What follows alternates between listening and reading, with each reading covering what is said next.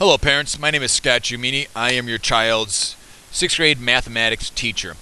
Next week we have open house on the 31st of August. I believe it begins at 6 p.m. here at Troy.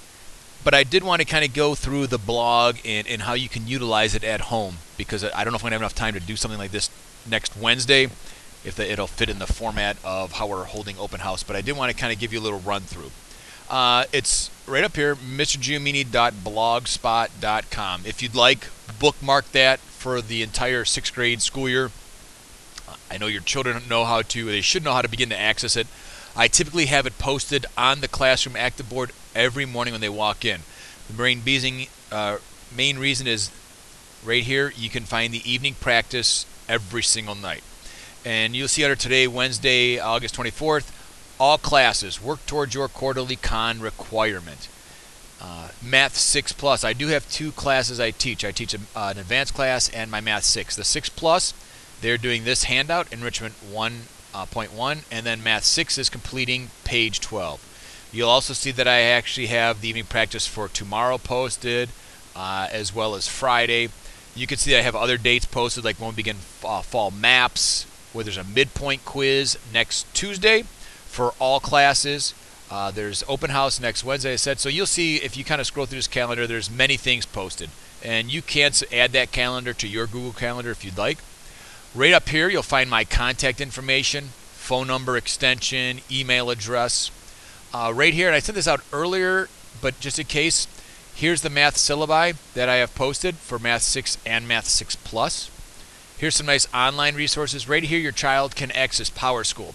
Here they can check grades.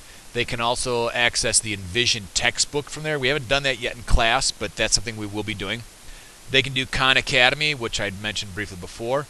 Virtual Nerd. Now I'm actually going to click on this. Virtual Nerd's a real nice thing. I've linked it directly to 6th grade.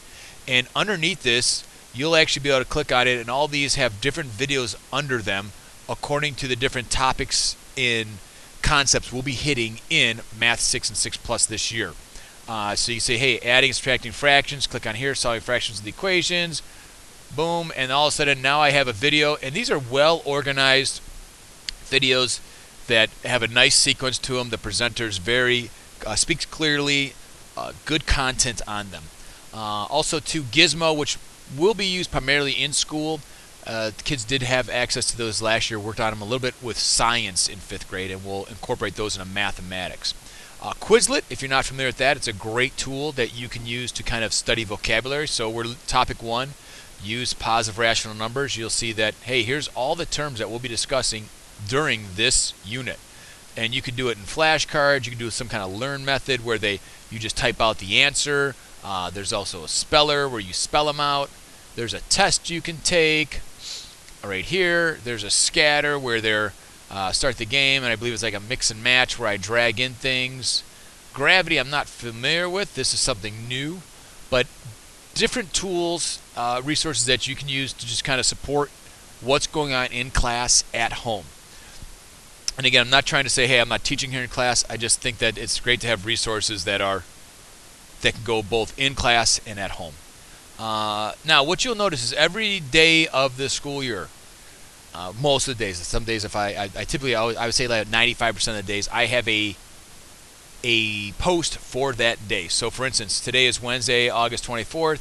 You can see that day 2 we work to fluently add, subtract, and multiply decimals. You'll see I have laid out here kind of what we did in class, the essential understanding. That's about the overall theme or umbrella, if you wanted to say, of the lesson, that algorithms can use to add, subtract, and multiply decimals fluently. And then underneath that umbrella fall, hey, we're going to be able to use a model and an algorithm to add, subtract, and multiply decimals. So not only doing an illustration, if I think about it that way, we're also doing what you and I call the old school way.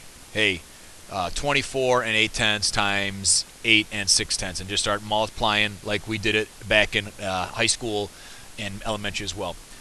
Estimation is huge. The estimation is nice because it really helps the kids get a ballpark idea. And then I do list the evening practice again down here. I'm thinking about eliminating this because it becomes a bit redundant. And then what I will do sometimes is post a video. Now, I don't typically show my videos that I made, and I can tell I made this because of my chicken scratch handwriting. My videos I make, I will actually encourage the kids to watch them at home if they like. Sometimes watching them at home too helps make a connection back with if they're doing evening practice, homework.